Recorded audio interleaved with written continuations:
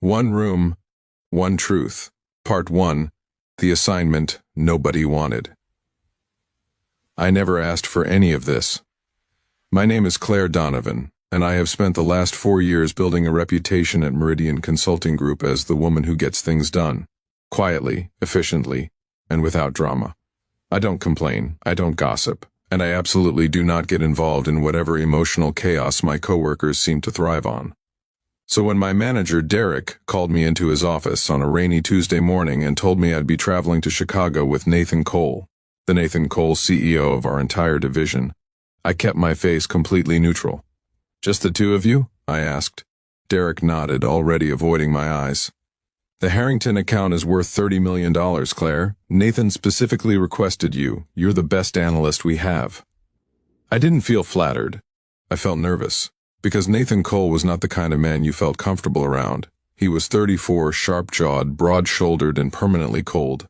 Not rude exactly, just distant. Like he existed behind glass and no one had ever bothered to find the door. He ran meetings with surgical precision, remembered every number, every clause, every deadline. His employees respected him. Nobody liked him. Nobody knew him either. I told myself it was just 2 days. A client dinner, a presentation, 2 nights in Chicago and back home. Simple. Professional. Easy. I was so completely wrong. Part 2, the hotel that changed everything. Our flight landed at O'Hare at 6:30 in the evening. Nathan sat in the row ahead of me in business class, laptop open the entire flight, not once looking out the window. I read a novel and tried to pretend I wasn't hyper-aware of every slight movement he made. The hotel was the Meridian Grand. Beautiful, all glass and gold lighting. The kind of place where the lobby smelled like expensive candles and quiet money. I stood at the check-in desk while Nathan handled the reservation. Then the woman behind the counter looked up with a carefully apologetic expression. "Mr. Cole, I'm so sorry. We had a system error during this afternoon's rebooking. 2 of our floors experienced a water pipe issue and we had to relocate several guests." She paused. "We only have 1 room available under your reservation. It's a premium suite with a separate sitting area and a sofa. I can try to find another property if—" "How far is the Harrington building from here?" Nathan interrupted. "About 6 minutes by car, sir. Then we're staying." He glanced at me, a brief, unreadable look. "Is that acceptable?"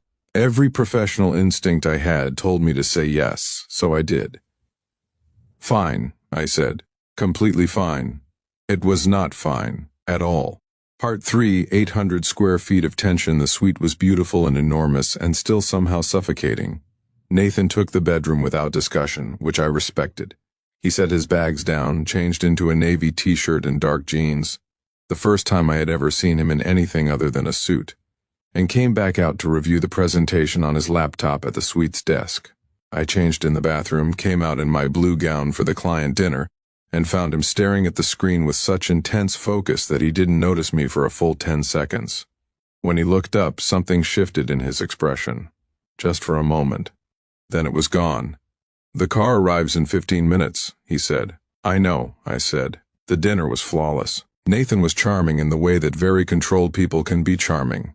Precise compliments, perfect timing, never a wasted word. The Harrington executives loved him.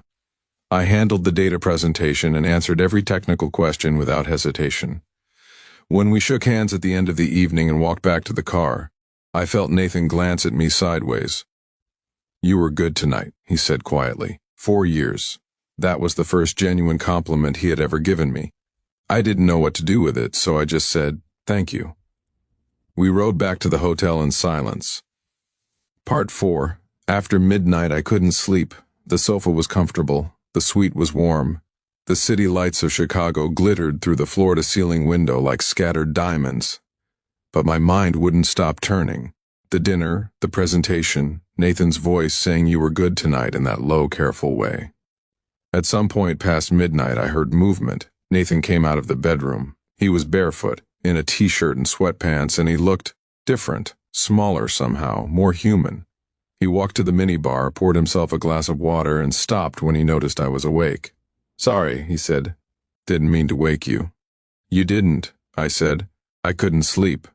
He looked at the window for a long moment, then at me. Something behind his eyes looked tired in a way that had nothing to do with the hour.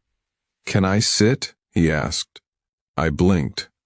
In 4 years, Nathan Cole had never once asked my permission for anything. Of course, I said. He sat in the armchair across from me, hands wrapped around his water glass, and we were quiet for a while. The kind of quiet that isn't uncomfortable. The kind that means two people are thinking the same thing and neither one is ready to say it yet. Then he spoke. "Do you ever wonder," he said slowly, "if the version of yourself that everyone sees is the only version that's real?" I stared at him. "That's a strange question. I know." He almost smiled. Almost. Forget I said it. No. A time, actually. He looked at me then, really looked at me, the way he never did in the office. Like he was seeing something he hadn't expected. "You seem so certain," he said, "in every meeting, every room, like nothing touches you." I almost laughed. "You think I'm certain?" "Nathan, you are the most composed human being I have ever encountered. You make stone walls look emotional." Something cracked in his expression. "Not much, just enough." "That's not composure," he said quietly. "That's practice." Part 5, the secret she kept. I waited. Because I could tell, in the way that you sometimes can, in the deep quiet of a hotel room at 1 a.m, that he was standing on the edge of something.